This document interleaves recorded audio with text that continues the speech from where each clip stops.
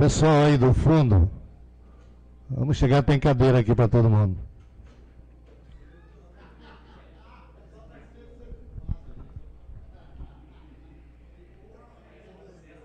As câmeras só estão focalizando aqui a mesa, não está focalizando para lá.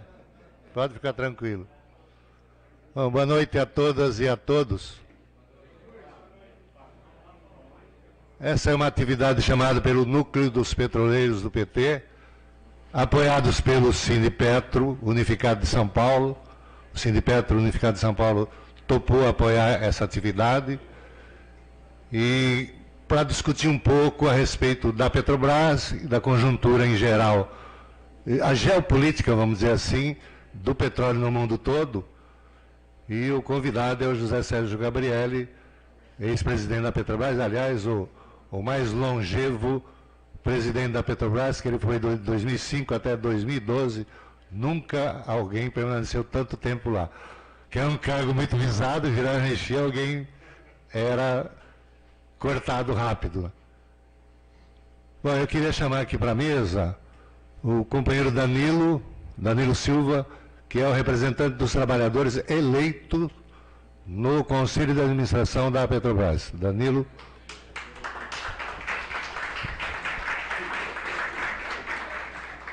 Chamar também aqui o Silvio Marques, representando o Núcleo dos Petroleiros do PT. Silvio, por favor. E conforme ele mesmo diz, o eterno presidente do sindicato.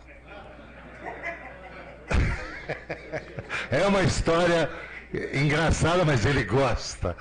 Porque depois que o Silvio deixou de ser presidente, virou coordenação, não tem mais presidente, é coordenador. E aí ele fala que ele é o eterno presidente, depois dele nunca mais teve outro. Gostaria também de chamar o Gustavo Marçaioli, representando a direção do sindicato aqui do Estado de São Paulo. E anunciar a presença da executiva do Sindicato Unificado dos Petroleiros de São Paulo e na pessoa do Diptula, que é o coordenador, que é o novo Silvio, mas é o Diptula. E chamar o José Sérgio Gabrielli, que veio da Bahia especialmente para esse encontro aqui. Eu passo a palavra primeiro para o Silvio fazer uma saudação em nome do núcleo, depois em seguida você, Marçaioli, para fazer uma saudação também, depois do Marçaioli você, Danilo, para fazer uma saudação também. Alô. Bom, boa noite. Boa noite a todos e todas aqui presentes. Quero agradecer aqui a presença de vocês nesse debate, que é extremamente importante do ponto de vista da geopolítica do petróleo, a importância desse tema que afeta diretamente as nossas vidas e também relacionado à Petrobras, na qual a grande maioria que está aqui presente ou trabalhou ou trabalha lá dentro, tem uma relação. Uma vez petroleiro, sempre petroleiro, a gente vai continuar defendendo a nossa Petrobras como uma empresa estratégica para o desenvolvimento nacional. O núcleo dos petroleiros que ajudou a convocar esse ato aqui, ele está organizado aqui na cidade de Campinas, especificamente. Também temos aí uma relação com o pessoal de Mauá e São Paulo, na construção de um núcleo estadual aí dos petroleiros, para a gente poder organizar ações em nível estadual. Então, o núcleo dos petroleiros se sente extremamente honrado com a presença de vocês e pretendemos, né, com a presença de outros debatedores aqui também, fazer debate de importância. A gente sempre chama alguém para vir fazer esse debate. Quero agradecer o Gabrielli por ter vindo, aceitado o convite, vindo para cá para participar com a gente, que é uma pessoa extremamente inteirada desse assunto da questão petróleo.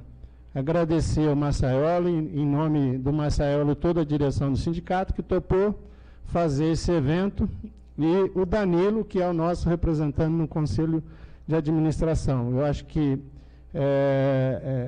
esse pessoal tem realmente um compromisso sério de continuar lutando e buscar desenvolver aqui uma ação ou uma contração, né, no sentido de barrar essa política do neoliberalismo extremado que nós estamos vivendo nesse momento.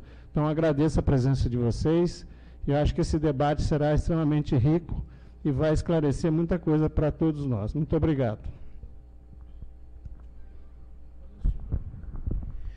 Obrigado, Silvio.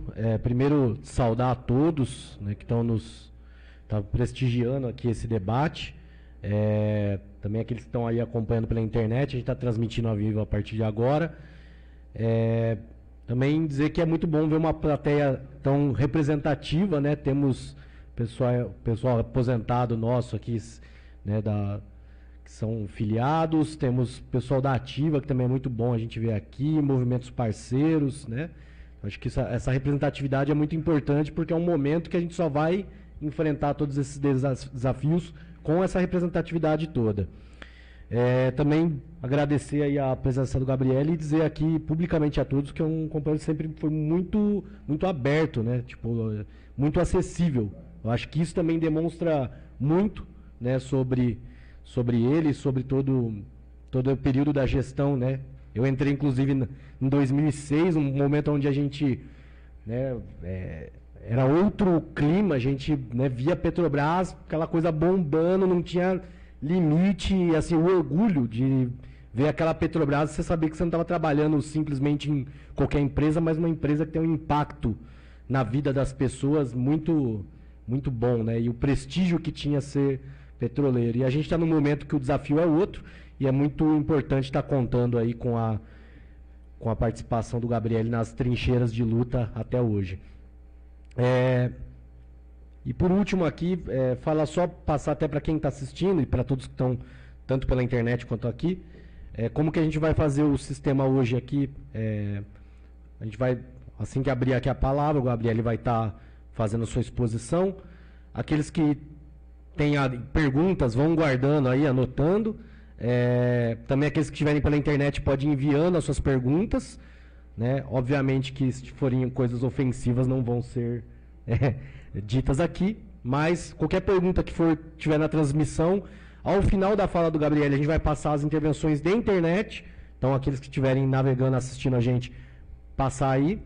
E depois que ele responder as perguntas de internet, a gente abre para as perguntas do público. Porque daí também, para quem está aqui, né, fisicamente, poder ter uma liberdade de a gente explorar até outras coisas, um pouco, fazer um debate um pouco mais aprofundado, onde seja um ambiente mais tranquilo para a gente. Então, só deixar claro como é que vai ser, a gente pensou o sistema aí de funcionamento. Então, assim, ao final das respostas das perguntas da internet, a gente encerra a transmissão. Beleza? Então é isso. E também agradecer aí o núcleo. Eu acho que a gente tem trabalhado muito para o sindicato ter a sua independência, mas sem jamais perder também, né, a ligação com aqueles que sempre estiveram nas trincheiras e com todo o histórico que essa categoria tem em cima, sem dúvida nenhuma, que a ideologia do sindicato ela foi construída com essa representatividade. Então, agradecer a todos em nome do Silvio Marques aqui, outro companheiro também que sempre está aqui com a gente nas trincheiras de luta. Valeu, Márcia. Rapidamente, aqui na pessoa do meu companheiro Juliano Deptula, coordenador do sindicato, agradecer por ter acolhido essa atividade. A gente vem discutindo, tanto no núcleo como no mandato do CA, uma série de atividades aqui. A gente já teve aqui o companheiro Alexandre Padilha, que deve até dar uma passada mais tarde, falando sobre a questão do SUS. Nós tivemos aqui o companheiro Vicentinho, em outro momento. Hoje, temos a presença aqui do Gabriel, que a gente agradece. No primeiro WhatsApp que a gente mandou para o Gabriel, ele na hora respondeu, dizendo que estava à disposição. E, em seguida, nós temos ainda algumas outras atividades que nós estamos construindo. Uma é uma aula aberta com o companheiro Estrela, que deve ser na Unicamp, estamos trabalhando aí para o final de outubro. A ideia é, depois do Estrela, a gente seguir com outras figuras que nós estamos dialogando, e principalmente na tentativa de levar o debate da Petrobras, da importância das estatais de modo geral, no nosso caso a Petrobras, para além da fronteira dos petroleiros. Porque é claro que Para a gente é importante esse debate, é legal ter companheiros aqui aposentados, companheiros da ativa, companheiros da base aqui presentes, mas a gente precisa extrapolar a barreira dos nossos. Só assim a gente vai conseguir fazer um debate que traga a sociedade para dentro e que a gente possa, de fato, fazer esse enfrentamento com esse governo Bolsonaro, que é um enfrentamento muito duro, é um enfrentamento contra o capital financeiro internacional e é um enfrentamento que eu não tenho dúvida. Eu sempre gosto de dizer o seguinte, eu sou da refinaria de Paulínia, fui desse sindicato e nós já enfrentamos a ditadura em 83, nós enfrentamos o Fernando Henrique em 95 e nós vamos enfrentar o governo Bolsonaro e essa categoria vai sair ao final disso tudo mais forte e mais vitoriosa ainda, porque por mais que a gente às vezes desanime, agora é a hora da gente levantar a cabeça e mostrar para esses caras o que são os petroleiros, o que é a Petrobras e a importância disso para o nosso país. Obrigado, passar aqui para o Gabriele. Bom, boa noite a todas e todos. É um prazer enorme estar aqui com vocês. O convite foi imediatamente aceito, porque eu tenho uma posição hoje, nesse momento. Eu saí da Petrobras já tem 7 anos, quase 8, né? Mas eu tenho uma posição de que essas questões precisam ser debatidas cada vez mais. Então, um convite de vocês seria um convite recusável. Então, boa noite, muito obrigado por vocês estarem aqui. Evidentemente que acho que a maioria dos que estão aqui são petroleiros e petroleiras, mas eu não pretendo falar para os petroleiros e petroleiras, mas para além dos petroleiros e petroleiras. Eu vou começar um pouco, eu pensei na fala, eu pensei numa conversa, mais do que uma fala formal. E numa conversa, eu imaginei que a gente deveria conversar um pouco sobre o século XXI. O século XXI está completando 20 anos. Né? Nós estamos no ano 2019, daqui, próximo ano é 2020. O que aconteceu nesse período?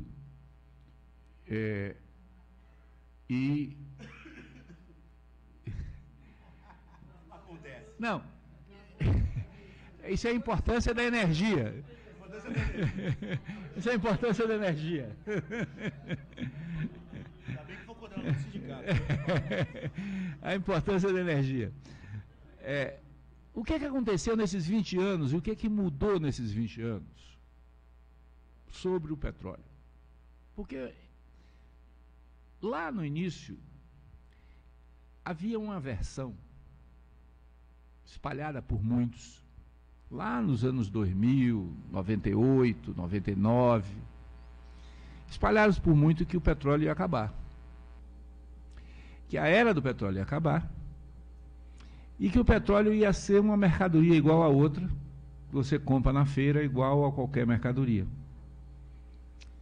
que a tecnologia não seria importante, porque a tecnologia você compra no mercado, que não havia sentido em empresa estatal, porque a empresa estatal ia ficar cuidando de esqueleto debaixo da terra e, portanto, não tinha sentido falar nisso.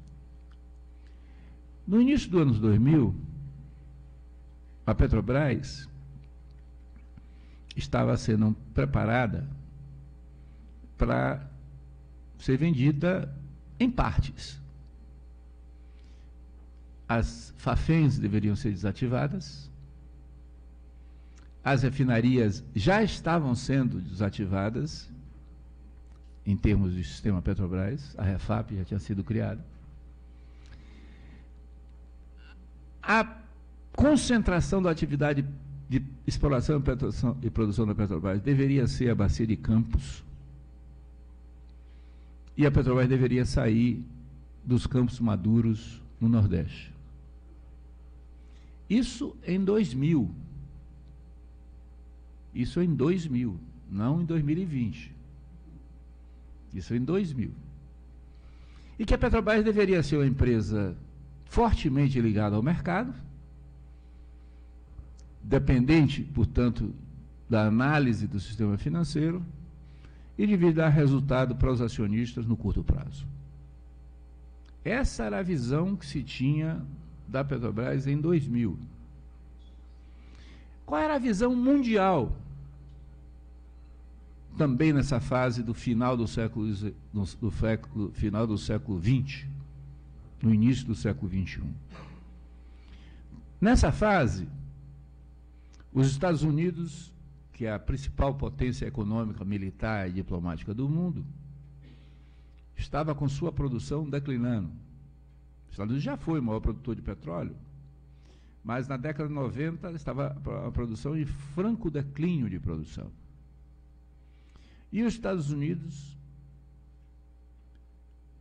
achava que iria comprar petróleo no mercado internacional.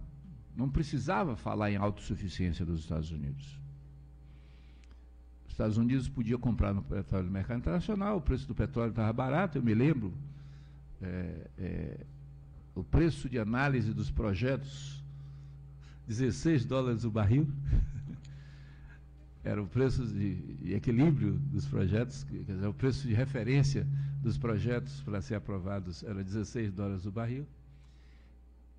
E o preço do petróleo estava no mercado em 2000, 99, 2000, estava aí em torno de 12, 13, 14, 15 dólares. Portanto, era um produto barato. A Arábia Saudita e o Oriente Médio eram aliados fortes dos Estados Unidos, portanto, tinha uma fonte de produção adequada, grande, e os Estados Unidos não precisavam ter uma política nacional de proteção do mercado, de aumentar a produção do mercado nos Estados Unidos. A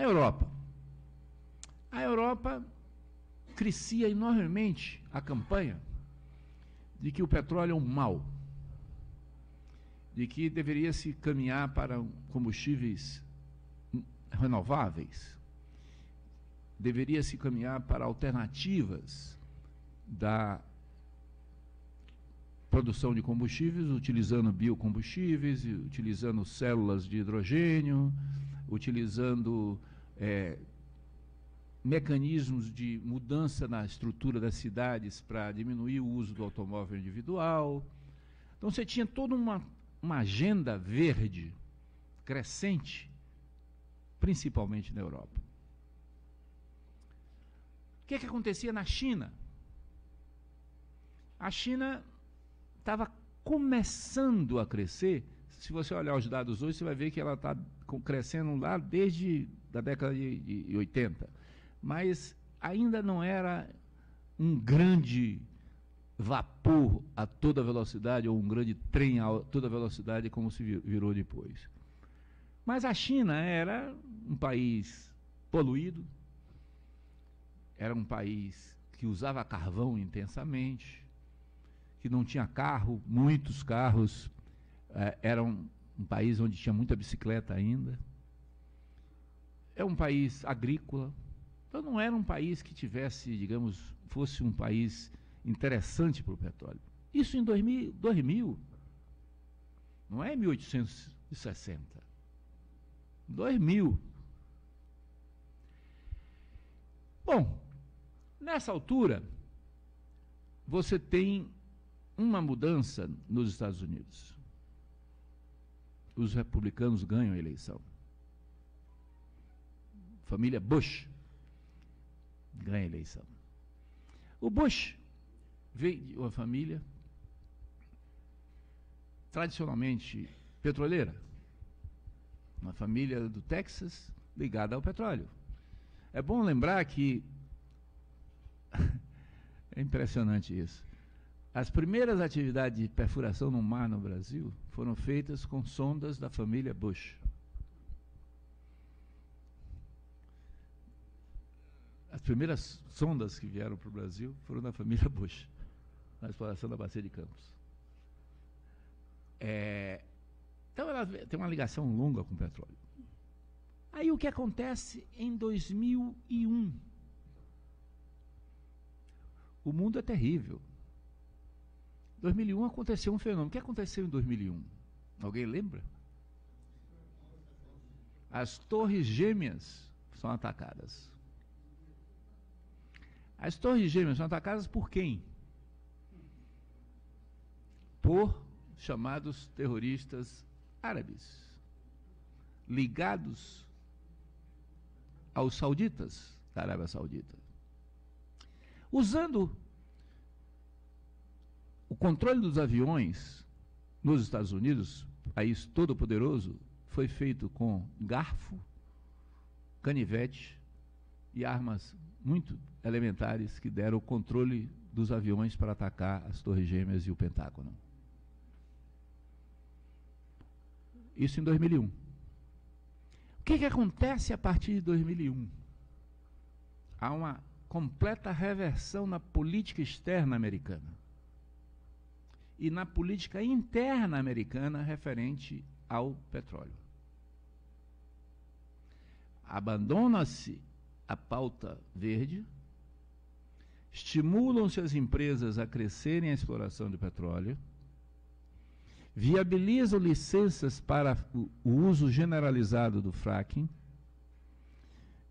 e busca-se criar incentivos e mecanismos para, em 2010, os Estados Unidos ser autossuficiente no petróleo.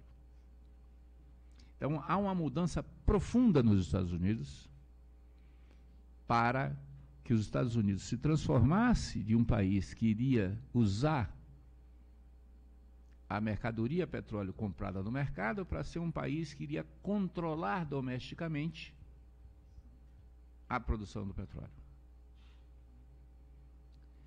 Esta mudança radical nos Estados Unidos ocorre com uma condição que é muito específica dos Estados Unidos.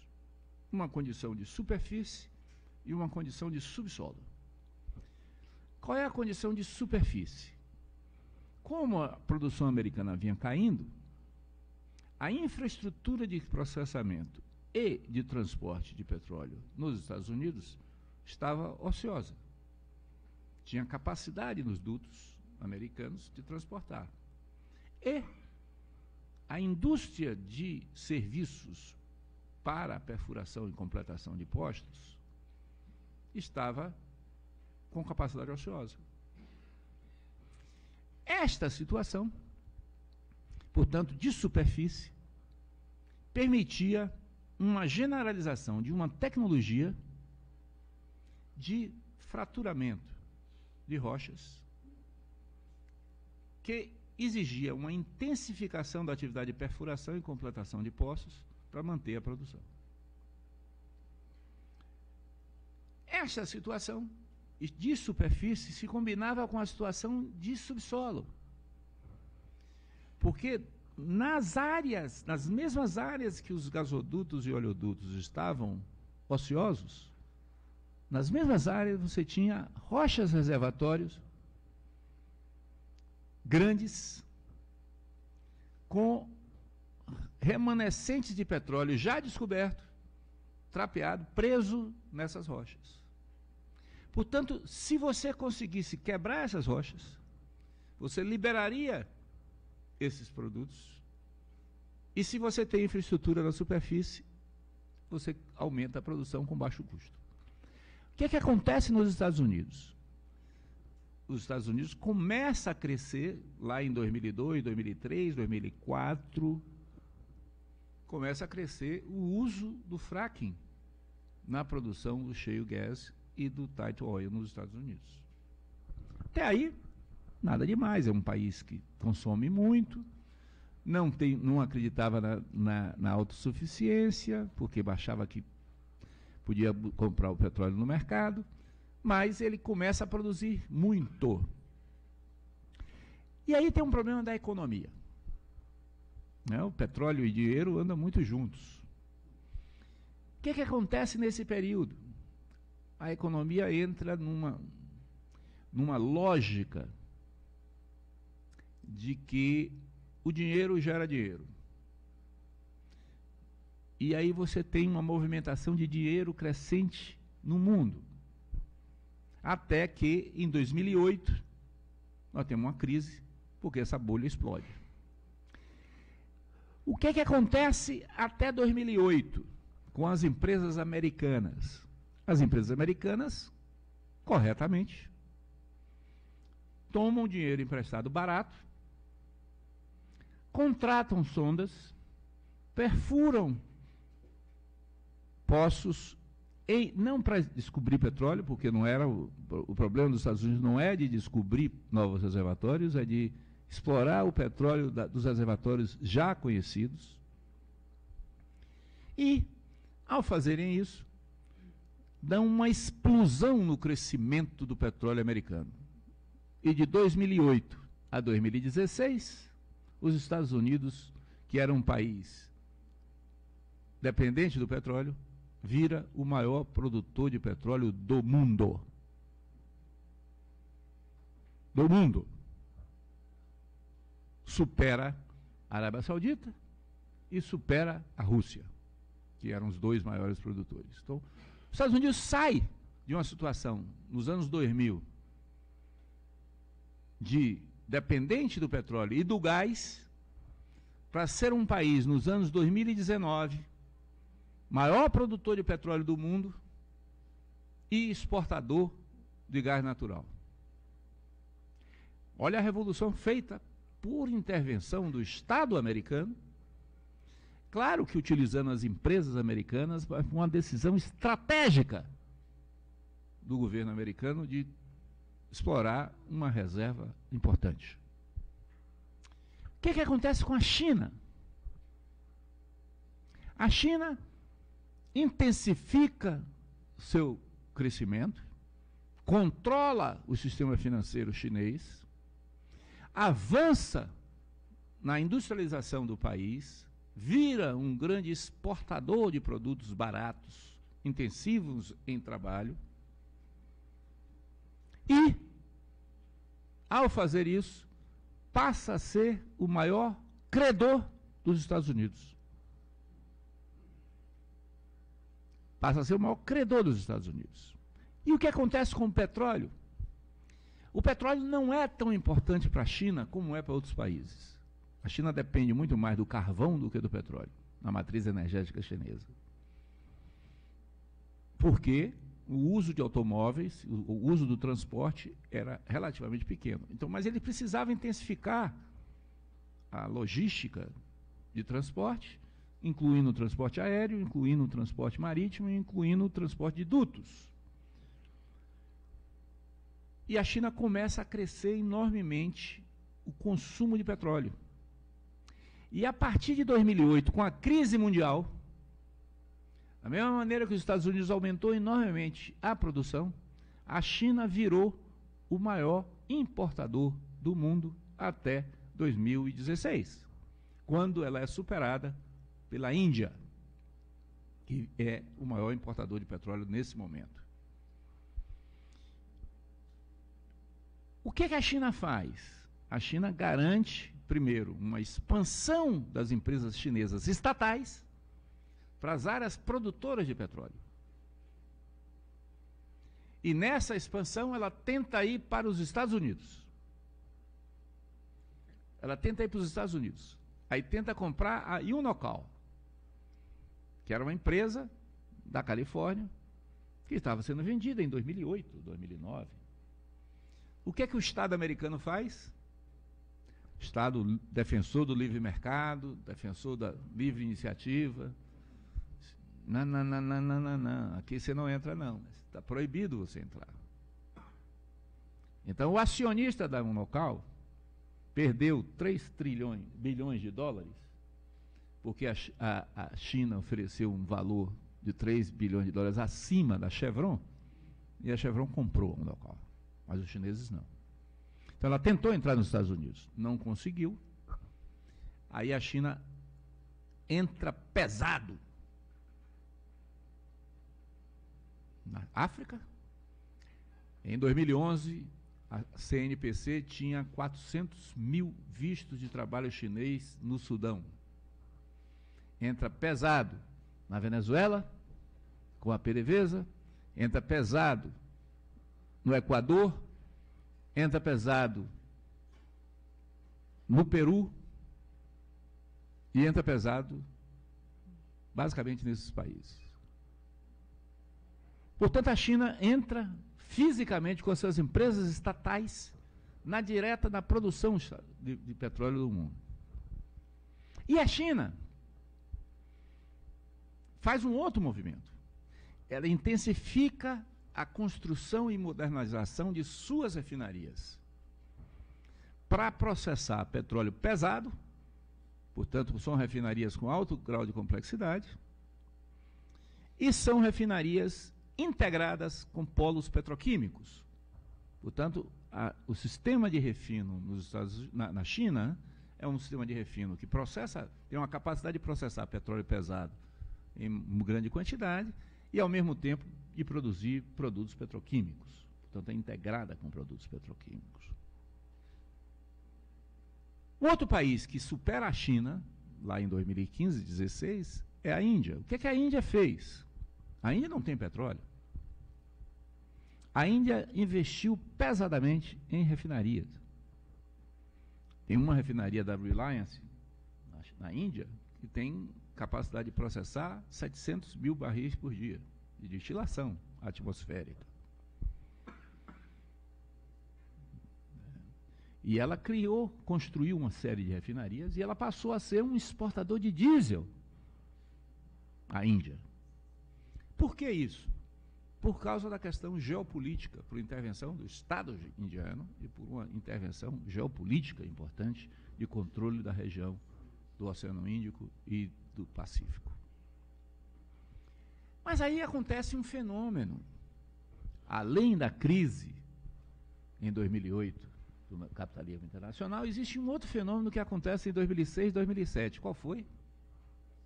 O pré-sal brasileiro. Esses malucos brasileiros descobrem uma gigantesca área com um potencial extremamente elevado, inédito nos últimos 40 anos, e que é a principal fonte de nova produção de petróleo de descoberta. O que é que os Estados Unidos faz? Num primeiro momento, desqualifica a descoberta. Num segundo momento, tenta se aproximar da descoberta. E os chineses? Os chineses imediatamente vieram para cá. Fizeram o Gazene, fizeram um empréstimo à Petrobras de 10 bilhões de dólares em 2008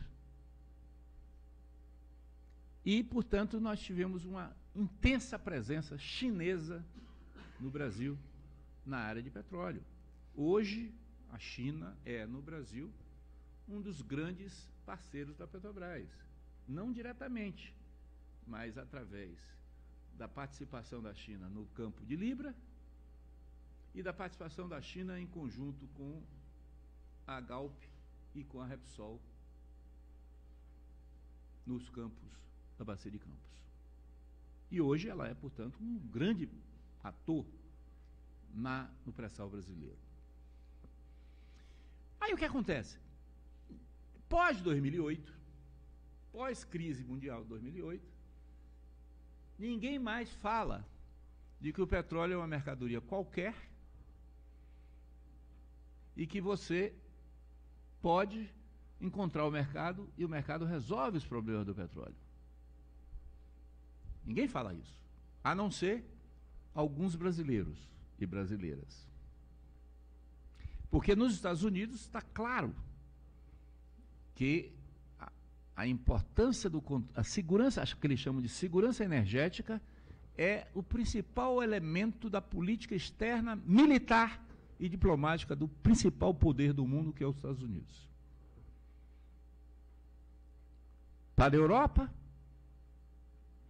a crise da Ucrânia no fornecimento de gás para a Europa alertou para a Europa que também para eles a segurança energética era fundamental. Como os Estados Unidos cresceu muito a produção,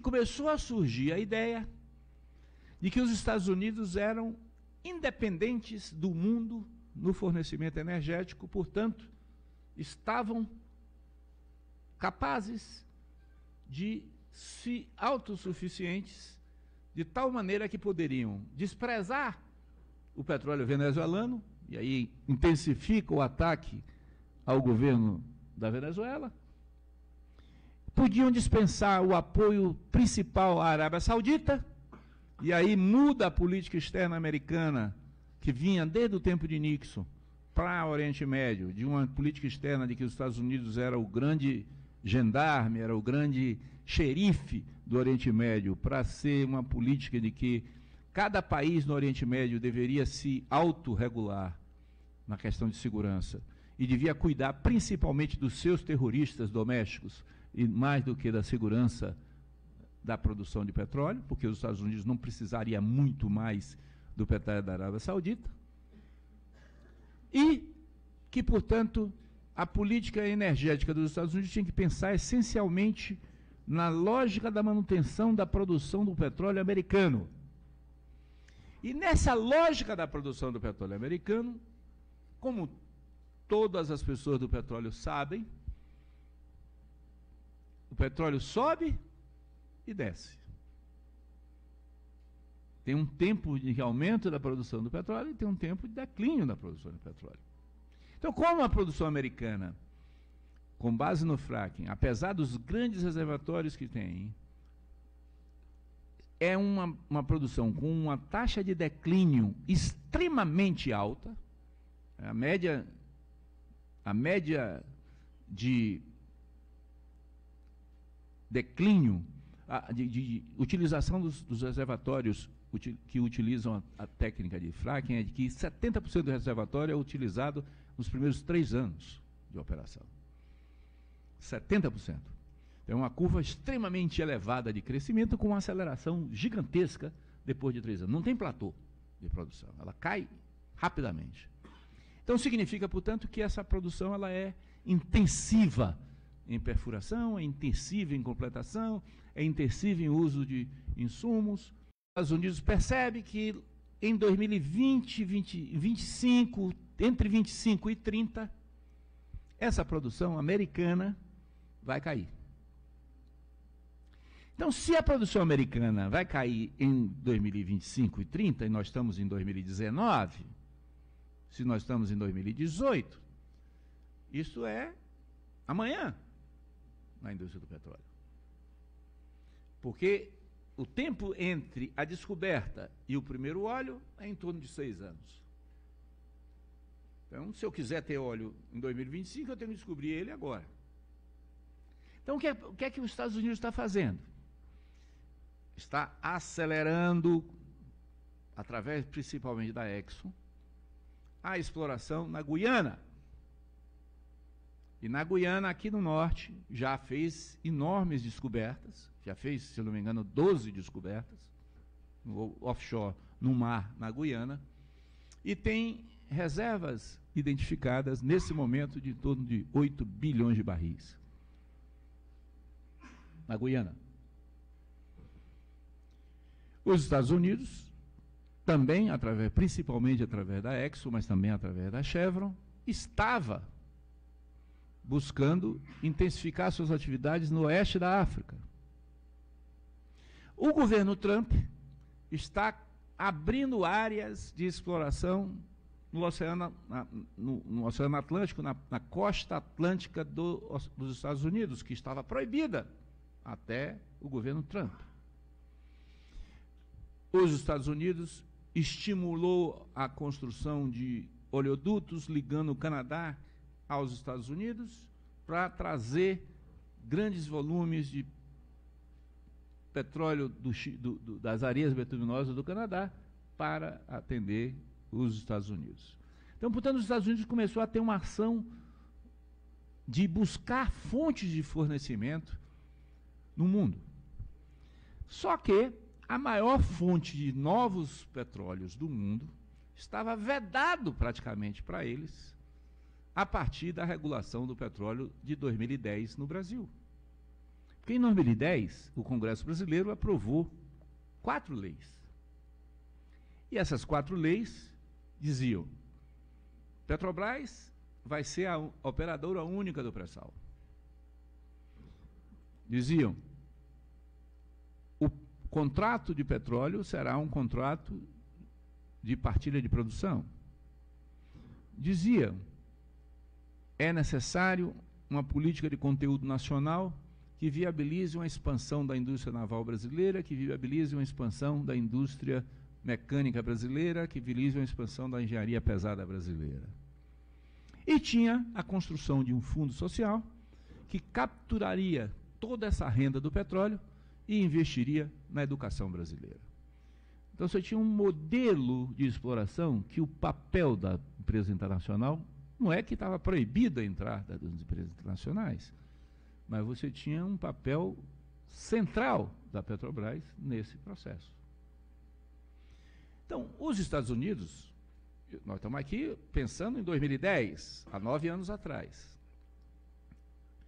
Os Estados Unidos, evidentemente, tinham que combater isso.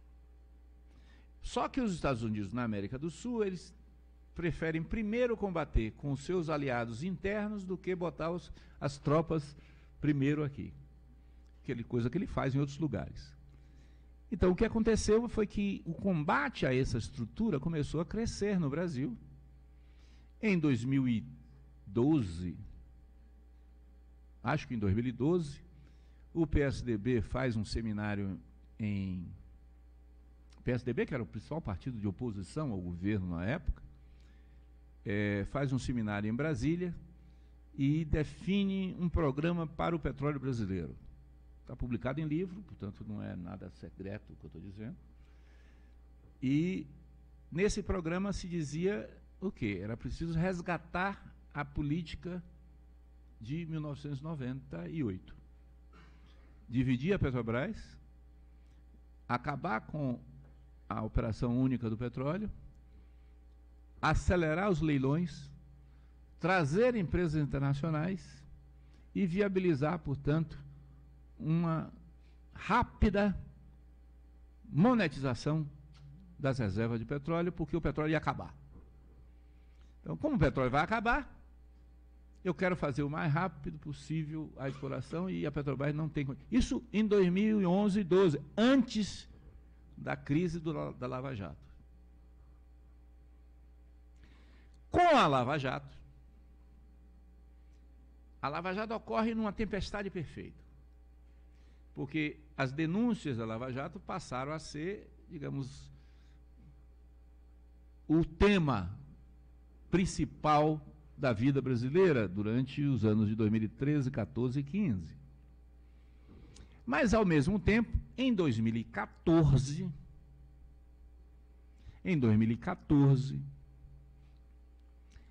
antes de 2014, ainda em 2013, nós passamos a ter 2 problemas. Primeiro, o câmbio brasileiro mudou radicalmente. Era R$ 1,96 por dólar, passou a ser R$ 2,64 em 3 meses. Então, na medida que subiu a taxa de câmbio, a dívida da Petrobras em reais aumentou.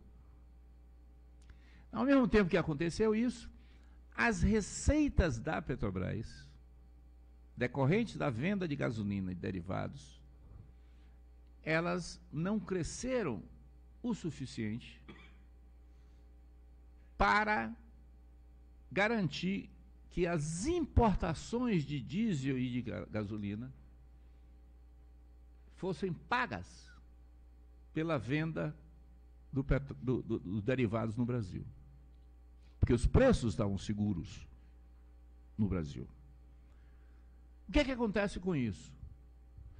Como a economia brasileira estava crescendo, a menor taxa, é bom lembrar, a menor taxa de desemprego do Brasil foi em 2014. Não foi lá atrás, 2014. Né? No último ano do governo Dilma. A menor taxa de desemprego do Brasil. Então a economia estava crescendo, consome gasolina, consome diesel, e as refinarias brasileiras estavam operando a 92% de capacidade de utilização. Não tinham mais capacidade de utilização. E, portanto, tinha que importar. Se você importa digamos, a 100 e vende internamente a 80, você tem um prejuízo no caixa de 20, que você poderia compensar se o preço doméstico a 80 fosse um preço que permitisse recuperar a produção, o custo que você tem. Se não, você perde direto no caixa. Então, o caixa da Petrobras se esvazia. Então, o dólar sobe, o caixa da Petrobras se esvazia e você tem um outro fenômeno, que é, com a Lava Jato, a cadeia de fornecedores entra em crise. A engenharia brasileira quebra. As empresas quebram. Então, com isso, você não as coisas atrasam. E o atraso é custo. Então, a Petrobras passa a viver um período lá em 2014, 15, que é um período financeiramente complicado. Mas a Petrobras nunca teve ameaçada de falência. Ela teve, sim, uma crise financeira de curto prazo, que poderia ser resolvida financeiramente de longo prazo, se ela quisesse fazer uma estratégia financeira de longo prazo. Não é isso que acontece com a direção da Petrobras. A direção da Petrobras faz uma opção de resolver o problema financeiro da Petrobras no curto prazo. E ao fazer essa opção, que tecnicamente se manifestava na redução da taxa de alavancagem em 3 anos, essa decisão estratégica da Petrobras de substituir o crescimento pela meta financeira, foi uma decisão do Conselho de Administração, essa decisão, ela traz um corolário. Quer dizer, absolutamente, isso não é possível apenas com a receita operacional e a operação de crédito. Você só consegue fazer isso vendendo ativos. Vendendo ativos. Então, é consequência dessa decisão de política financeira a venda dos ativos. Note que isso está ocorrendo no ponto de vista puramente econômico. Do ponto de vista político, do ponto de vista da geopolítica, os Estados Unidos aprofundam suas pressões sobre o governo brasileiro e sobre o mercado internacional, ao mesmo tempo que a Arábia Saudita, que era o maior produtor de petróleo até 2016, a Arábia Saudita resolve fazer o que ela fez em 1986. O que ela fez em 86? Em 86, o preço do petróleo estava alto e a Rússia, a União Soviética na época, era uma das grandes produtoras de petróleo do mundo. E os Estados Unidos forçam a Arábia Saudita a aumentar a produção de petróleo em 86, forçando a queda do preço do petróleo, que acabou resultando na crise da União Soviética e derrubou o regime soviético em 91. Então, nota o papel do petróleo e a geopolítica. Então, em 2014, novembro de 2014, a Arábia Saudita, que estava a essa altura pela nova política americana independente, ela resolve aumentar sua produção e não reduzir sua produção. Ao fazer isso em 2014, tem 2 fenômenos a mais. Os Estados Unidos continua crescendo a produção, portanto, aumenta o volume de exportações de petróleo dos Estados Unidos, que deixa de ser proibida a exportação de petróleo em 2014. E o Brasil aumenta as exportações, todo 200 mil barris por dia de aumento das exportações de petróleo do Brasil. Isso faz com que o preço do petróleo, que estava em novembro de 2014 a $107 o barril, em junho de 15 vai para $37 o barril. Cai de 107 para 37, em 6 meses. O que é que acontece? Quebra a Rússia, quebra o Irã, quebra a Arábia Saudita, a Venezuela. Por que não quebra o produtor americano, que era o que a Arábia Saudita queria? Porque o produtor americano estava com acesso ao crédito barato, com taxa de juros praticamente de zero, e, portanto, aumentaram o endividamento das empresas americanas que podiam perfurar o poço e, pelas tecnologias do fracking, é possível fazer isso mais fácil do que no petróleo convencional. Você perfura o poço e não completa o poço. Então, o poço fica perfurado e não completo. O que significa que, para voltar à produção, é só completar, que é 2, 3 semanas, você consegue colocar um poço em produção. Então, consequentemente, você tem hoje 4.000 poços nos Estados Unidos perfurados e não completados, que podem entrar em produção a qualquer momento. Então, os Estados Unidos, nesse processo de disputa, evidentemente que para ter acesso ao Brasil, precisava mudar o Brasil. E mudar o Brasil não é mudar apenas a Petrobras. É preciso mudar o governo brasileiro. É preciso mudar a estrutura de poder no Brasil. Então, é necessário, para ter acesso ao pré-sal, para que o projeto de Serra continuasse, aprofundasse. É claro que começa com a própria Dilma, né? Mas o aprofundamento que ocorre no período Temer e o aprofundamento que está ocorrendo agora é absurdo, em termos de desmonte da Petrobras. Então, essa questão da geopolítica é perfeitamente lógica, de que para que os Estados Unidos aumentassem a presença no Brasil, disputando com os chineses, diga-se de passagem, o que, se você olhar os leilões da Petrobras, da ANP, você vai ver a disputa chinesas e americanas, claro. Essa disputa vai explodir em novembro, no leilão da seção onerosa.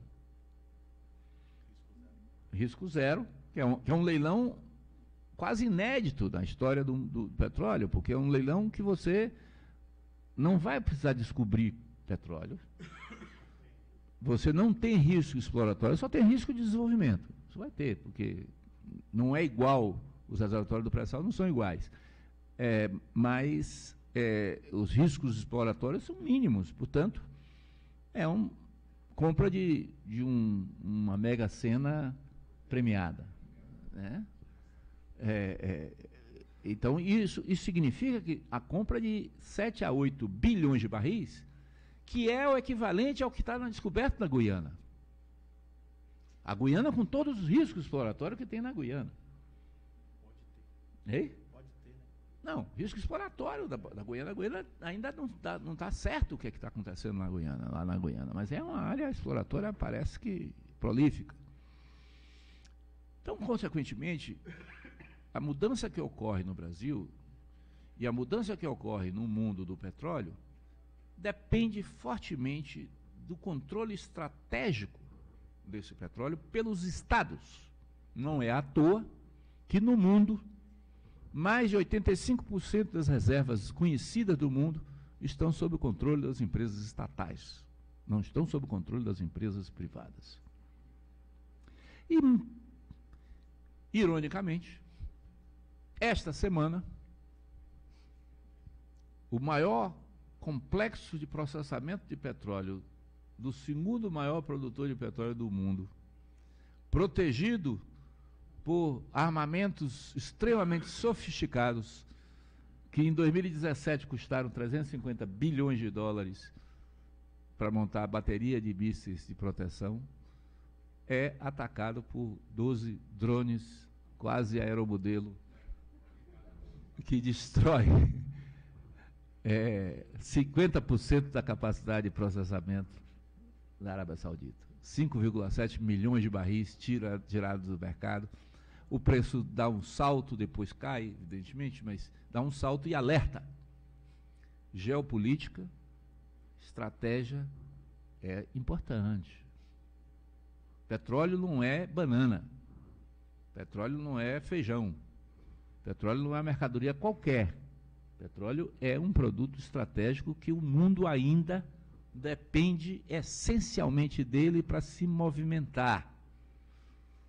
93% dos combustíveis de transporte no mundo hoje, seja transporte aéreo, seja transporte naval, marítimo, seja transporte fluvial, seja transporte ferroviário menos, seja transporte rodoviário e um pouco de ferroviário, depende do petróleo.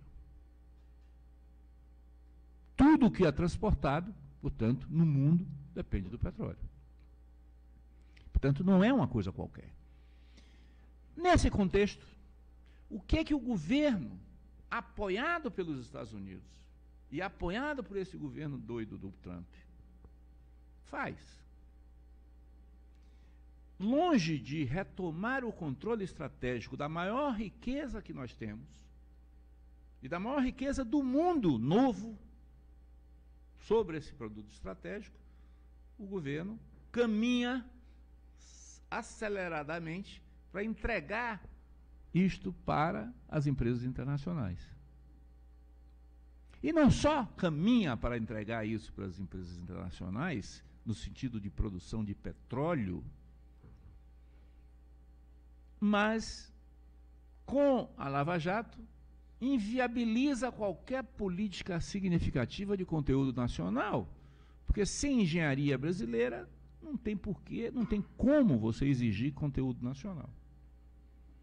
E mais ainda, sem um operador único, você não tem escala para ter compras que viabilizem desenvolvimento tecnológico no Brasil. Com múltiplos operadores, cada operador terá seu pacote tecnológico e sua cadeia de fornecedor própria. Consequentemente, você não vai conseguir ter escala para estimular a indústria nacional.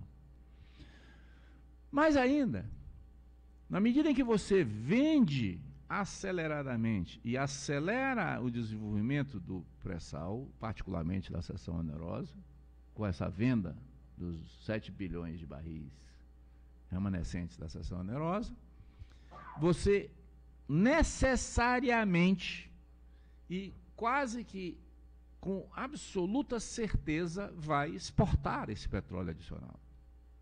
Porque você não tem refinaria nova. E não só não tem refinaria nova, mas desmembrando o sistema de refinarias do Brasil, quebrando isso em 3 pedaços ou 4 pedaços? É o norte, é o nordeste, sul e sudeste. 3 sistemas. Você vai diminuir a eficiência do sistema, vai aumentar os custos individuais de cada um desses sistemas e inviabiliza também a possibilidade de você crescer a capacidade de refino.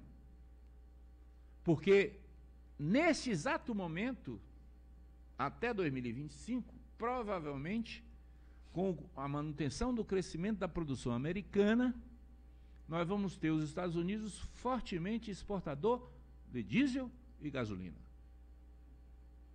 Então, se os Estados Unidos é exportador de diesel e gasolina, por que que nós vamos desenvolver capacidade de produção de diesel e gasolina no Brasil? Então, do ponto de vista da geopolítica, desmontar as refinarias e não crescer novas refinarias é bom para os Estados Unidos. Não é bom para o Brasil. Então, esse é o quadro que nós temos hoje. As refinarias. Aí a pergunta é, mas esse petroleiro aí está falando de petróleo, mas o mundo não vai usar petróleo? Vai, como disse um companheiro ali, daqui a pouco você vai ter uma revolução aí energética e o carro elétrico vai dominar, então nós vamos ficar com um mico na mão, porque vamos ficar com petróleo e não vai ter uso do petróleo. O Guedes diz isso, né? Argumento do Guedes, essencialmente, e do Roberto, do presidente da Petrobras, preciso acelerar para monetizar rapidamente o recurso que está lá embaixo da terra. Qual é a falácia desse argumento? Eu vou contra-argumentar com isso, primeiro com um elemento ainda conservador. O petróleo do mundo, se há uma regra universal, é de que cada campo, cada poço tem um pico de produção e um declínio. Formas diferentes, etc., mas essa forma é universal. Portanto, vai ter declínio. O declínio hoje da produção exige entre 2,5 e 3 milhões de barris dias a mais só para manter a produção. Mesmo que não haja crescimento da demanda, é preciso botar nova produção de 2 a 3 milhões de barris dia todo ano. O que significa a produção brasileira todo ano nova, para manter a produção.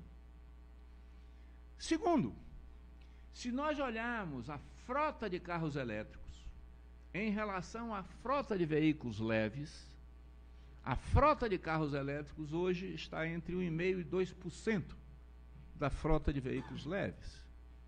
Portanto, se você crescer extremamente rápida a produção de veículos leves, só o tamanho vai exigir algum tempo significativo para que essa produção supere a produção do veículo convencional. E aí você tem uma limitação da natureza nesse momento e da tecnologia desse momento. O carro elétrico precisa de bateria. Dada a tecnologia hoje existente, a bateria hoje mais eficiente é uma bateria de lítio e níquel. Essa bateria de lítio e níquel, que é a bateria que a gente usa no celular, ela pode ter um desenvolvimento enorme. Mas, se a escala dos veículos crescer, o consumo de lítio e níquel vai crescer. E, principalmente, o lítio, no mundo, tem escala farmacêutica e não escala petrolífera. Ou seja, não tem no mundo hoje reservas de lítio suficientes para você atender um crescimento acelerado da produção de veículos elétricos. Portanto, a demanda de veículos elétricos vai continuar ainda por algum tempo. E quanto algum tempo? 3 décadas, 4 décadas, 5 décadas. O que significa que, portanto, as descobertas do pré-sal vão ter valor significativo ainda nos próximos 40, 50 anos. Pelo menos. Pelo menos. Então, portanto, é falaciosa essa ideia de que, se não fizermos já, nós vamos ficar com mico. Por fim, para terminar, que você não me deu aqui a coisa. A prosa está boa. Entendeu? Por fim, vamos analisar um pouco a situação da política e da economia fora do petróleo. Analisar um pouco mais a questão da política e da economia fora do petróleo. O que é que nós estamos vivendo no Brasil em 2019? Nos Estados Unidos e no Brasil. Vamos comparar o Brasil e os Estados Unidos. O Brasil, em 2019, nós temos um governo que é um governo que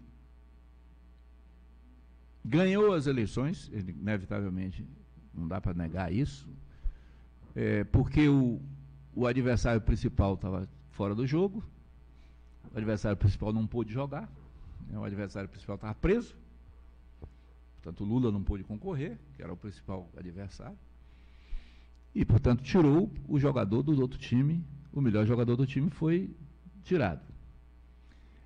Usou métodos de eleição complicados, fake news, etc, etc. Mas não importa isso, o fato é que ele foi eleito.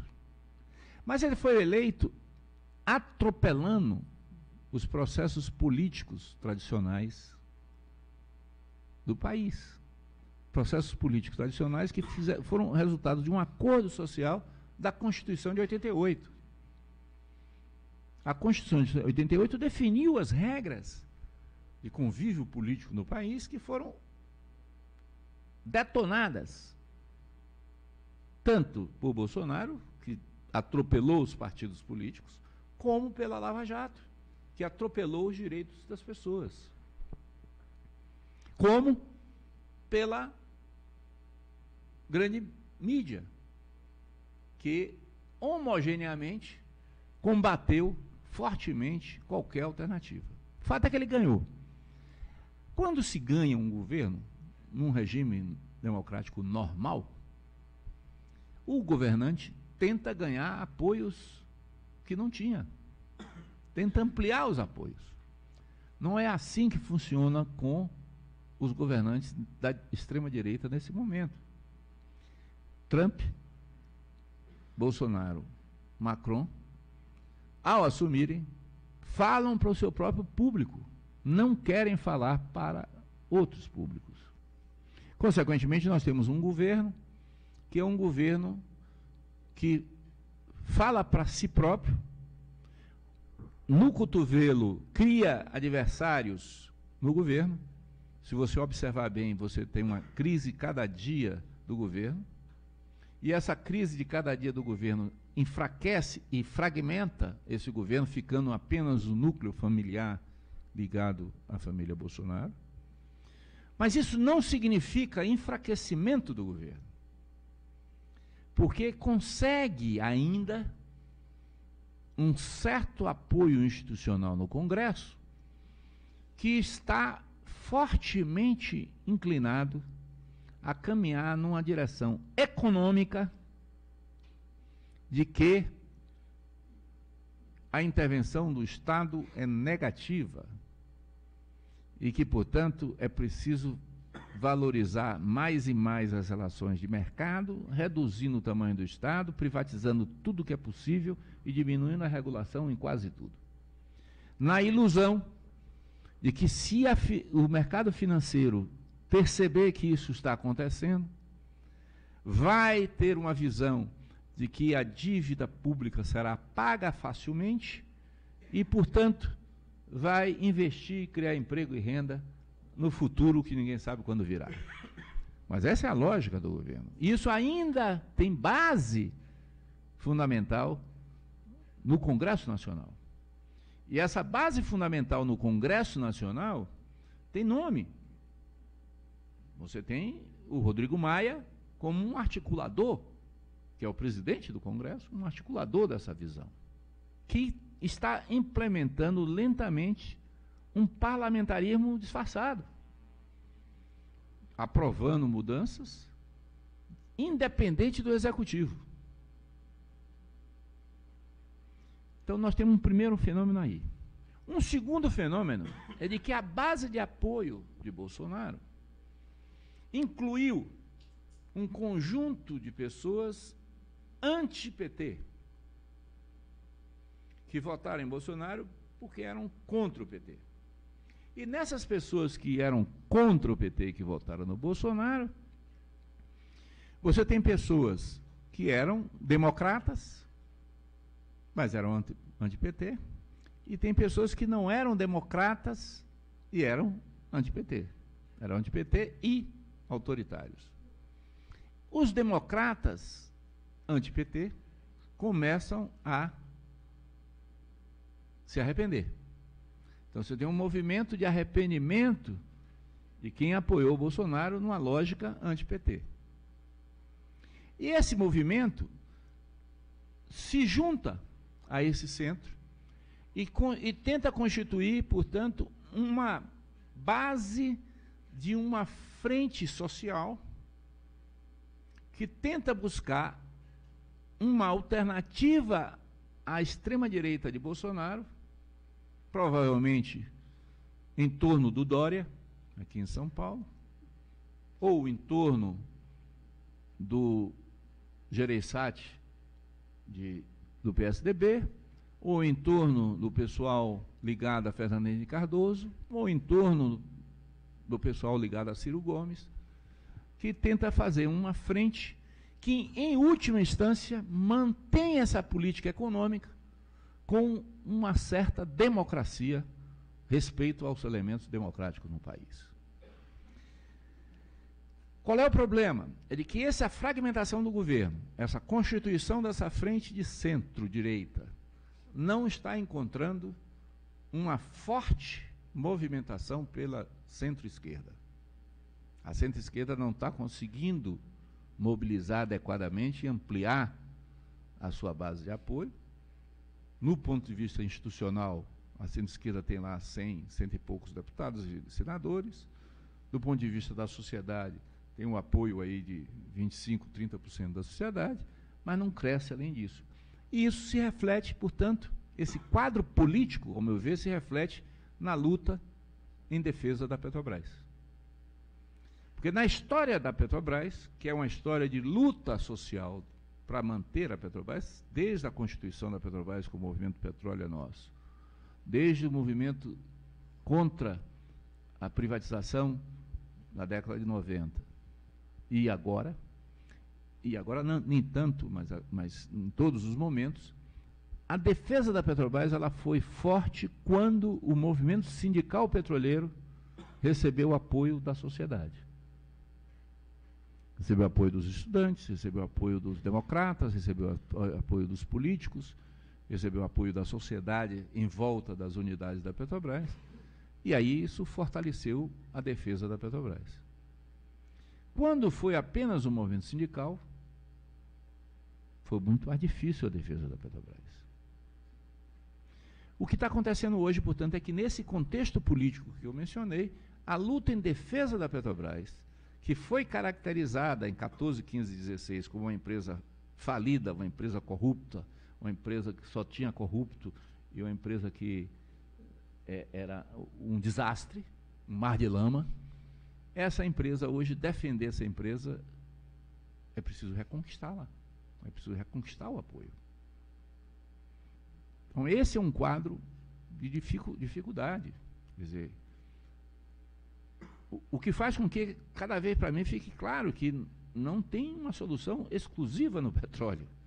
Não tem uma solução exclusiva no petroleiros. Ou tem uma movimentação mais ampla da sociedade, ou o desastre vai se aprofundar. É claro que vai mudar algum dia, né? É claro que as coisas não são nunca unilineares, nunca são numa direção só. Mas muitos de nós aqui temos cabelos brancos. E, portanto, a nossa vida individual não está batendo muito com a vida histórica. Então, portanto, a mudança que vai acontecer historicamente só a Silene vai ver. Muito obrigado.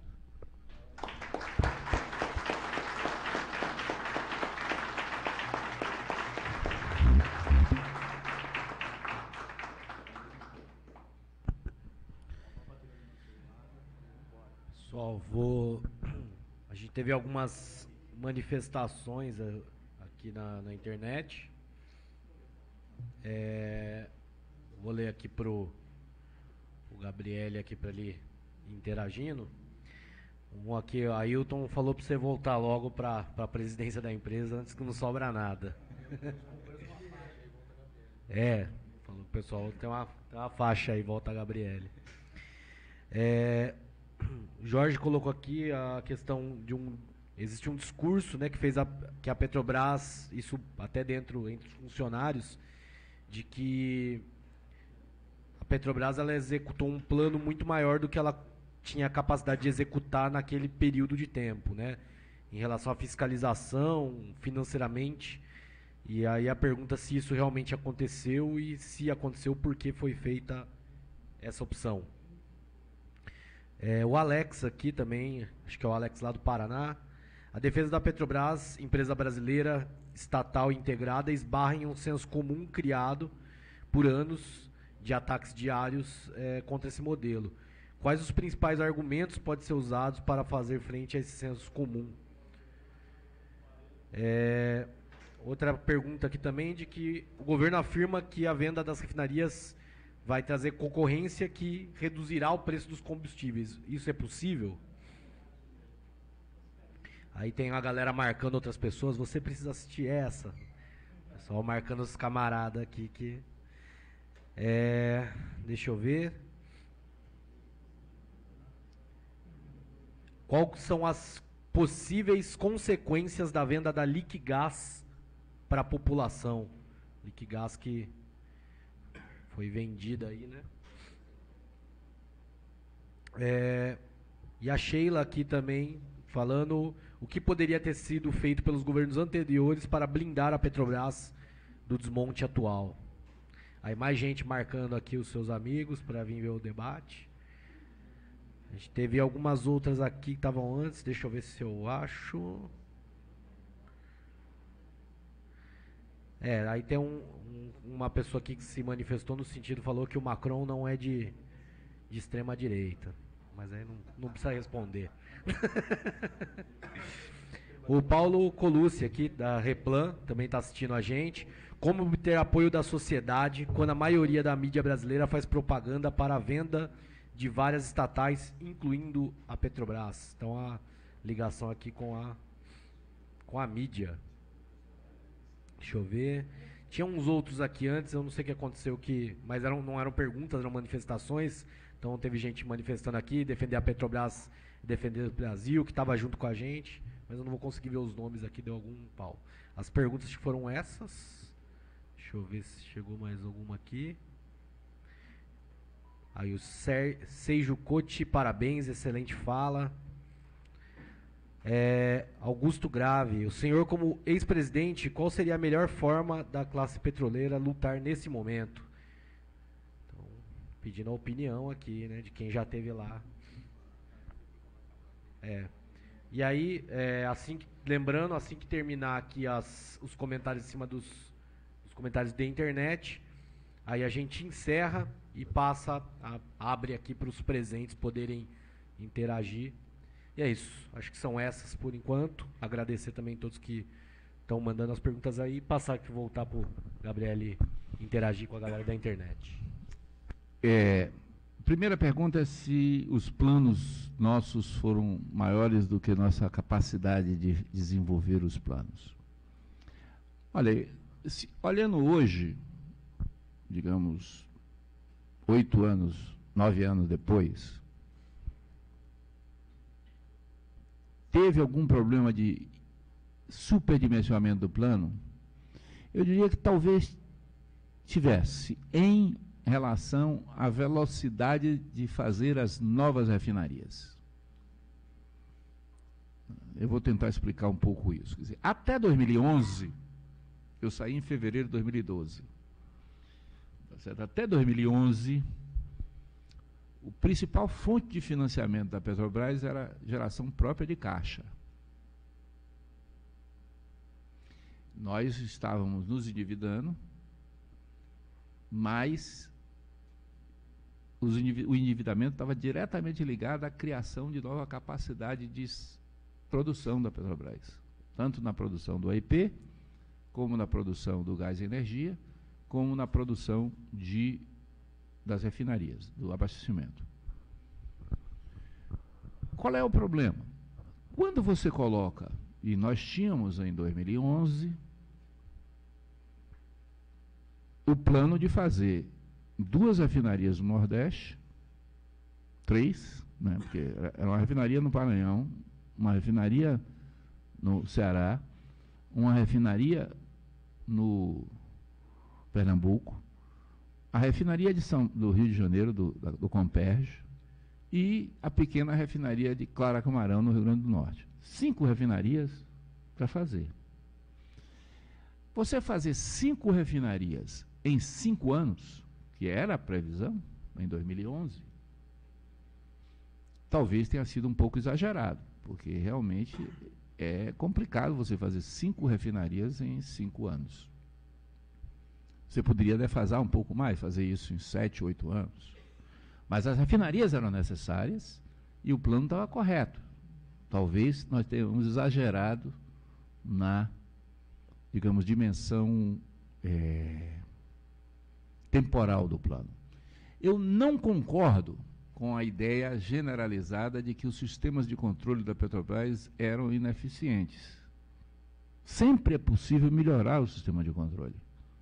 Mas o sistema de controle da Petrobras captaram praticamente quase todas as grandes questões que existiam na Petrobras. Não poderiam captar o que foi descoberto depois. Mas não foi só o sistema de produção da Petrobras que não captou. A Polícia Federal não captou, a imprensa não captou, o sistema de controle externo, TCU, CVM, etc., não captou. Por que não conseguiu captar, se os volumes de recursos são tão gigantescos hoje da corrupção de alguns diretores da Petrobras e gestores da Petrobras? Porque são volumes gigantescos, sem dúvida nenhuma, mas são volumes relativamente pequenos em relação ao tamanho da Petrobras. Vou pegar aqui o caso do senhor Pedro Barusco, que é um caso emblemático. O senhor Pedro Barusco, durante 10 anos, segundo ele, tirou da Petrobras 100 milhões de dólares. 100 milhões de dólares é dinheiro pra cacete. Em 10 anos, são 10 milhões de dólares por ano. Mas vocês sabem qual é a carteira da gerência executiva de engenharia da Petrobras? 60 bilhões de dólares ano. Quando a gente bota 60 bilhões de dólares ano versus 10 milhões que um gerente roubou, confesso, né? Ele confessa isso. Você vê que o volume é muito pequeno. Os sistemas de controle não conseguem captar coisas que estão nessa faixa de descontrole. Primeiro elemento é esse. Segundo, tudo que foi confessado mostra de que os recursos que foram desviados em empresas terceiras ou quartas, fora do sistema de controle internos. Dentro dos controles internos, estavam basicamente dentro dos parâmetros aceitos. Portanto, era impossível o sistema de controle capturar. É possível melhorar? Sempre é possível melhorar. Está melhorando? Eu acho que, em certo sentido, está melhorando, mas está piorando em outro, porque tem coisas que estão sendo piores do que no tempo passado, em termos de governança, em termos de controle da sociedade, etc. Então, essa é a primeira resposta que eu teria que dar. Quer dizer, o plano, ele era correto, talvez a gente tenha, digamos, exagerado em tentar fazer 5 refinarias em 5 anos. Podia fazer 5 refinarias em 7, 8 anos. Seria a única correção que eu faria. Depois de 2012, há outros fenômenos que mudaram esse quadro econômico. Nós passamos a crescer mais a dívida do que...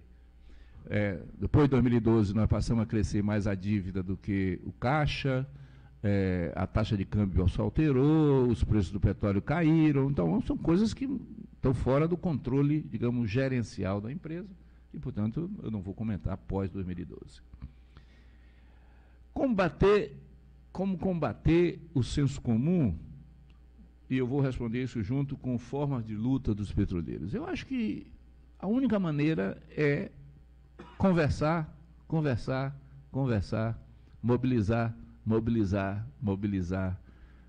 reunir, falar, ouvir. É isso, não vejo como ser diferente disso. Nós não vamos conseguir que nenhuma campanha de televisão mude o quadro. Nós estamos conseguindo crescentemente, tanto nas câmaras de vereadores, como nas Assembleias Legislativas, como no Congresso Nacional, fazer frentes sociais e políticas de defesa da Petrobras. A discussão sobre a defesa da Petrobras tem que crescer. O que não pode, ao meu ver, ficar caracterizado é de que a defesa da Petrobras é apenas a defesa dos empregos dos petroleiros. Se for só a defesa do emprego dos petroleiros, eu acho que é difícil você conseguir apoios externos. Portanto, eu acho que essa é uma preocupação que o sindicato, estou falando um sindicato, tá certo? Que tem que defender, e tem a obrigação de defender o emprego dos petroleiros. Mas a campanha em defesa da Petrobras não pode ser só a defesa do emprego dos petroleiros. Porque senão você não vai conseguir o apoio externo que é necessário para proteger a Petrobras. Entendeu? Esse é um ponto que eu acho importante. Refinarias. Vender a refinaria vai aumentar a competição. Vamos pensar aqui no meu glorioso estado, o centro do mundo, o estado da Bahia. Tá certo? Nós temos uma refinaria que ontem fez 69 anos. Mais velha do que a Petrobras. Certo? A refinaria Landulfo Alves é mais velha do que a Petrobras. É antes da Petrobras. É uma refinaria grande, que atende o mercado regional. É uma refinaria que usa petróleo que vem de fora da Bahia. A grande parte da produção do petróleo usado na refinaria vem de fora do Estado, apesar do Estado ser produtor de petróleo. Se essa refinaria for vendida como está sendo pretendida, ela vai ser vendida junto do terminal de Madredeus. Né? Ela vai ser vendida junto do terminal de Madredeus. O fato de ser vendida junto do terminal de Madredeus tem, digamos assim, uma visão de proteger quem comprar, de que ele pode ter fornecimento garantido, se ele quiser trazer navios, e que ele pode sair com o seu produto, se ele quiser sair com o seu produto. Em que o fato de que essa refinaria seja controlada por uma empresa outra, que não seja a Petrobras, vai aumentar a competição com a Replan. Em quê? Por que vai aumentar a competição com a Replan? A Replan. Hoje, o sistema da Petrobras ele é otimizado como um sistema como um todo. Então, dada a demanda brasileira, você otimiza as refinarias na composição do seu produto para que atenda da melhor maneira possível o mercado como um todo. Como um todo. Uma refinaria isolada, isso não tem sentido. Não tem sentido uma refinaria isolada pensar no mercado brasileiro. A refinaria Arrelan vai pensar no máximo no mercado regional ou na exportação, se tiver condições competitivas. Não tem por que pensar no mercado de São Paulo. A Arrelan vai competir com o mercado do Rio de Janeiro, com a Reduc? Vai competir com a Refap? Não tem sentido. A lógica, não tem lógica econômica dizer que o fato de ter empresas controlando refinarias que são geograficamente separadas aumente a competição. Então, não acho que vai ter efeito. Liquigás. Qual é o problema do GLP? O GLP, que é o gás de cozinha, quando ele chega na casa do consumidor, ele geralmente passou por várias etapas depois da refinaria. Você tem a refinaria, depois da refinaria vai para o distribuidor, depois do distribuidor vai para o varejista, depois do varejista vai para a milícia, depois da milícia vai para o cara que tem três botijões na casa dele. Então tem aí 4, 5 etapas até chegar no consumidor. A Liquigás é uma distribuidora, atua, portanto, numa faixa desse mercado. O fato de ter a Liquigás fazia com que o Grupo Ultra, que é o outro grupo importante na área de GLP, tivesse um concorrente.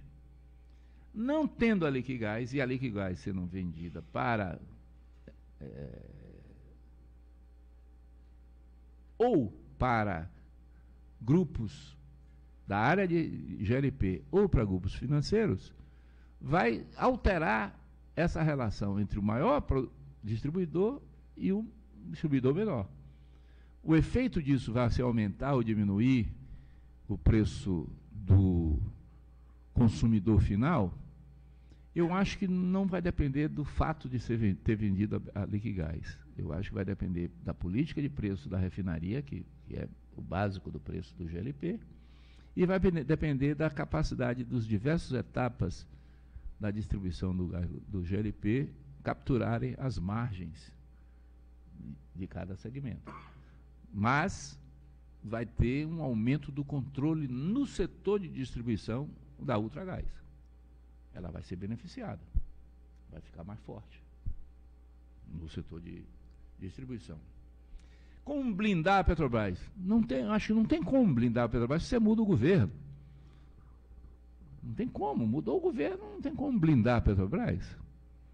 Mudou o governo, mudou o governo. O governo é o acionista majoritário da Petrobras. O governo indica a maior parte dos conselheiros do Conselho de Administração, que são os que definem a estratégia da companhia. O Conselho de Administração hoje da Petrobras é predominantemente oriundo do mercado financeiro. Então, a lógica do Conselho de Administração é uma lógica financeira de curto prazo. Então, o governo muda, pode mudar o Conselho, mas não vejo como blindar e impedir o que acontece com a Petrobras. Macron foi obrigado a sair da extrema-direita, isso é verdade, mas ele foi eleito em disputa com Le Pen, mas com uma pauta de extrema-direita na França. Certo? Claro que ele tem razão. Hoje ele não está na extrema-direita, ele está, inclusive, fazendo concessões para se manter no governo. Aliás, o que pode acontecer também com Bolsonaro. Se as coisas se agravarem para o lado dele, ele pode ter uma recaída aí de nacionalismo, de coisa assim. Bom, obter o apoio na luta contra a privatização, eu já mencionei, eu acho que é um trabalho de formiguinha que cada um de nós tem que fazer, e que os sindicatos têm que fazer, que os políticos têm que fazer. E as formas de luta petroleiras, não tem novidade, além do que eu não seria a pessoa mais adequada para indicar isso. Acho que na mesa tem pessoas aí mais indicadas para dizer como é que os petroleiros lutam. Obrigado, Gabriele, pelas interações. Tem algumas perguntas aqui que vieram depois, mas aí a gente pega aqui as respostas com o Gabriele e põe aqui no post. Só aproveitar, fez um comentário em relação a campanhas, em relação a gente disputar a opinião da sociedade, né? Vou citar aqui algumas campanhas. O Sindipetro NF começou essa semana uma campanha que chama É Petrobras, é do Povo e é Brasil, e que vai dialogando, cria peças para dialogar e mostrar que a Petrobras apoia ou apoiou mais até, né? Vários projetos relacionados à cultura, a esportes, enfim, é uma campanha que eles estão lançando essa semana. Então, aqueles que seguirem a página do Sindipetro NF vão poder achar essas peças lá e compartilhar. O Sindipetro Rio Grande do Sul também começou essa semana uma campanha também que é Petrobras para Todos, né? São associadas diretamente aos sindicatos. E aí a gente tem duas páginas hoje, duas páginas de campanha, não são associadas diretamente aos sindicatos, mas são financiadas por trabalhadores, também para dialogar num outro sentido com a sociedade. Eu vou citar aqui as duas. Tem uma que está no Facebook aí, Todos contra o Aumento dos Combustíveis. Então tem bastante, inclusive umas peças muito bem humoradas lá. Muito boa essa campanha, já está há cerca de 1 ano. E nós temos aqui também a Petróleo dos Brasileiros. Então todos que estão assistindo a gente aí na internet, mas também vocês aqui, ajudar a gente a disseminar. Petróleo dos Brasileiros, uma página também, a gente produz muitas coisas informativas, didáticas, e a Todos contra o Aumento dos Combustíveis, além das duas do Sindipetro Rio Grande do Sul e Sindipetro NF. Então isso é uma forma também da gente compartilhando esses conteúdos, tem um conteúdo próprio lá para responder cada coisa que surge aqui de dúvida, que, né, as pessoas do nosso redor perguntam, então as respostas estão lá, então ajuda a gente a divulgar. Acho que é um esforço também que a categoria precisa conhecer para... Somos um número bastante grande de petroleiros. Se cada um compartilhar, fizer a sua parte, o negócio vai bem mais longe, né? Então, agradecer aqui as participações pela internet. A gente vai encerrar agora a transmissão. As perguntas que ficaram sem resposta, a gente pega aqui com o Gabriele e posta depois, para ninguém ficar sem as respostas. E aí, passar aqui a palavra para os companheiros do auditório para a gente poder prosseguir.